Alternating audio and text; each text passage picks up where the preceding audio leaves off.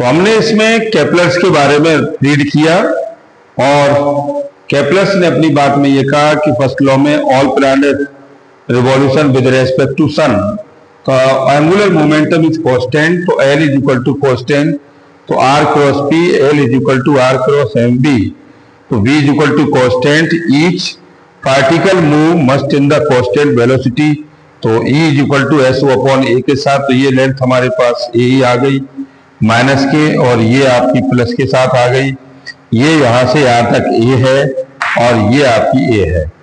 तो यहाँ ये पाथ हमने पहला निकाला, तो इसको हमने S2P, ये वाली आर ए है आर पी और ये वाली आर ए है, दोनों का रेशियो ले लिया हमने R A upon R P के साथ, तो 1 प्लस ई अपॉन 1 माइनस के ई के साथ। इससे ये रिप्रेजेंट हो गया कि कोई भी वैल्यू हमारी बराबर नहीं है, यानी R A is not equal to R P. भाई हमने इसको कैलकुलेट किया तो देखो ये आ गया आर ए और minus R A into E, और ये R P plus R P into E के साथ, इसको इधर ले गए तो ये R A minus K R P और ये R P minus K R A into E के साथ, तो ये आपका ई निकले आया कितना, R A minus K R P upon, और ये R P minus K R A common ले लिया, तो ये R A minus K R P upon, और ये R A minus K R P, देखो इससे हमने कैंसिल कर दिया, तो आर की वैल्यू माइनस के 1 आ गई, यानी कि आर की वैल्यू कितनी आई, ये 1 से छोटी हो गई। और जब ई की वैल्यू 1 से छोटी हो जाती है तो ऐसे केसों में हमारे पास जो पार्टिकल्स हैं वो कैसे हैं, वो जब भी रिवॉल्यूशन करेंगे तो रिवॉल्यूशन करते समय वो सर्किल पाथ मेंटेन नहीं करते। तो केपलर ने पहली बात ये बताई। अब इसी को हम दूसरी पार्ट में ले जाते हैं। दूसरी बात उन्होंने कही अपनी कि अब इसी को हम सेकंड लॉ में उन्होंने ये कहा कि केपलर का सेकंड लॉ ये था कि all planet revolution with respect to sun बस cover of a equal area in equal interval of time, यानी इक्वल टाइम में वो इक्वल एरिया कवर करते ही। और इसको हम यहां बड़ी गहराई से समझ सकते हैं इसको। अब इसका सेकंड लॉ और पढ़ लें हम।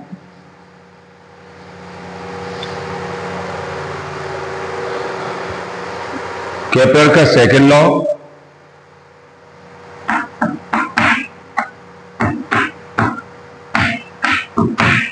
अब सेकंड लॉ पर आ जाइए।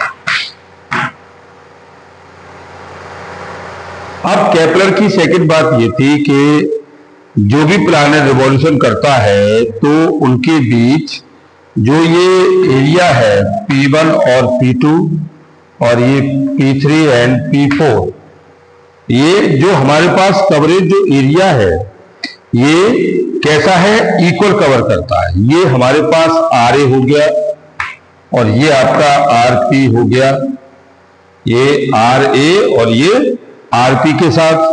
तो यहां हमारे पास ये जनरेट निकल के आता है कि the areal velocity constant, the linear speed of the planet goes on changing, the linear speed is the more when the planet is close to the sun and less when it is from the sun to understanding the PS2। यानी कि उन्होंने अपनी बात में कहा second में कि all planets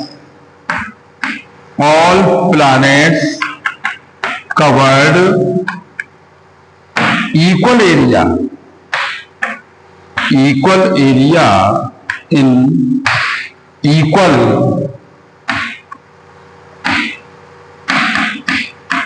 interval of time। Equal interval of time, इसका मतलब ये हो गया कि area of triangle O P1 P2 is equal to area of triangle O P3 P4, यानी इसका जो एरिया है वो इस एरिया के बराबर होता है। तो सिंस अब वो कहता है कि यदि एस T1 ये जो पाथ है ये इससे बड़ा हो जाएगा, ये जो हमारे पास है ये वाला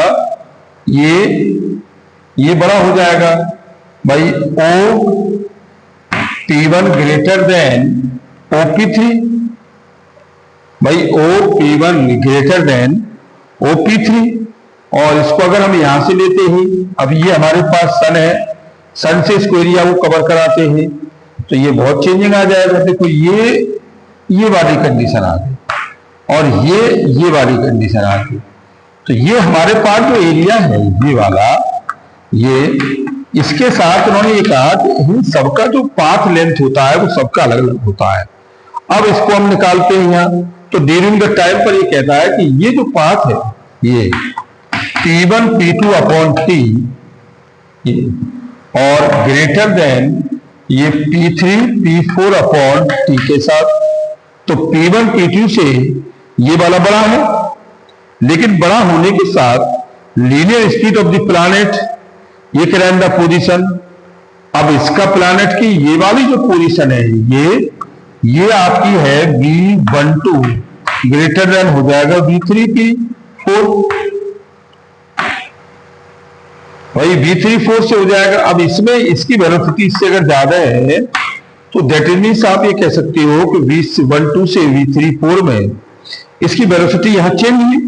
लेकिन वो पहली बात में ये कहता है कि ऐसे केसों में जो एंगुलर मोमेंटम होता है वो हमारा कंजर्वेशन लॉ को फॉलो करता है, यानी कि एंगुलर मोमेंटम ऑफ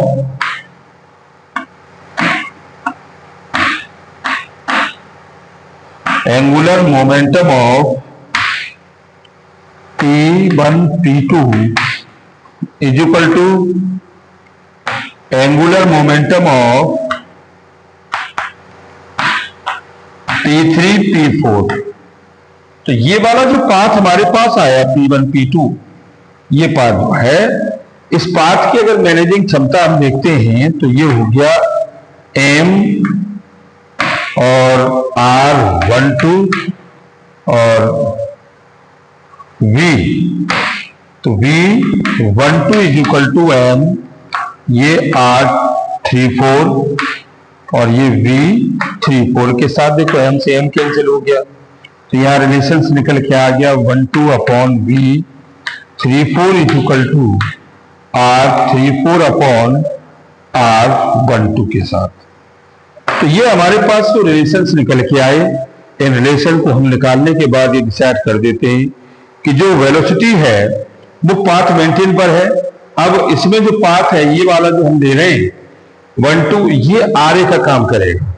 तो आप ये कह सकते हो कि P upon VA is equal to ये RA अपॉन RP। अब देखो यहां अब ये कह रहा है कि RA ग्रेटर देन RP हो गया, तो वेलोसिटी भी आपका BP लेस देन हो जाएगा BA से। तो यानी कि दोनों बराबर तो हैं, लेकिन यहां पर जो कंजर्वेशन लॉ का रूल फॉलो हो रहा है वो इसी बेस पर हो रहा है।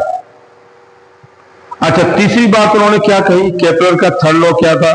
तो केपलर ने तीसरी बात में ये कहा था कि जो टाइम स्क्वायर है ना वो रिवॉल्यूशन प्लैनेट के अराउंड डायरेक्टली प्रोपोर्शनल होता है, यानी उसकी रेडियस के क्या होता है, उसकी रेडियस के क्यू के होता है।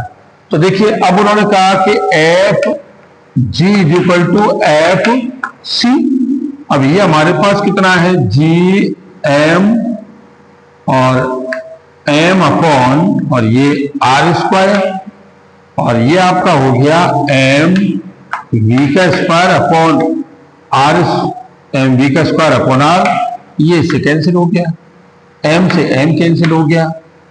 ठीक, अब ये आपके पास जो वैल्यू आई वो कितनी आ गई, ये आपके पास आ गई इतनी। और यहां हमने इसको चेंज कर लिया तो v कितना आ गया 2 पाई r अपॉन टी। हमने इसको यहां लगा दिया तो 4 पाई और ये r स्क्वायर अपॉन टी के स्क्वायर के साथ, तो ये t का स्क्वायर हमारा हो गया कितना 4 पाई और ये r की क्यू अपॉन जी एम के साथ, ये कांस्टेंट है तो t का प्रोपोर्शनल इक्वल टू r की क्यू के साथ। तो उन्होंने तीसरी बात ये कही कि जितने भी प्लैनेट्स रिवॉल्यूशन करेंगे वो सभी टाइम स्क्वायर के जो पीरियड है उसके स्क्वायर टाइम के और उसकी पोजीशन के क्यू के बराबर होंगे। तो ये सारी चीजें हमारी निकल के आई और निकालने के बाद अब इसको हम लोग डिफाइन भी उन्होंने किया, उसके फर्स्ट लॉ को भी, सेकेंड लॉ को भी और थर्ड लॉ को डिफाइन भी किया और उसको एक्सप्लेन भी किया है, तो उसको हम यहाँ कैलकुलेट करेंगे। तो इतनी सारी चीजें हमारे पास ये निकल के आती हैं, तो हम ये जानते हैं कि फंडामेंटल फिजिक्स इतना इजी नहीं है, लेकिन अपने में वास्टेड क्वालिटी रखता है।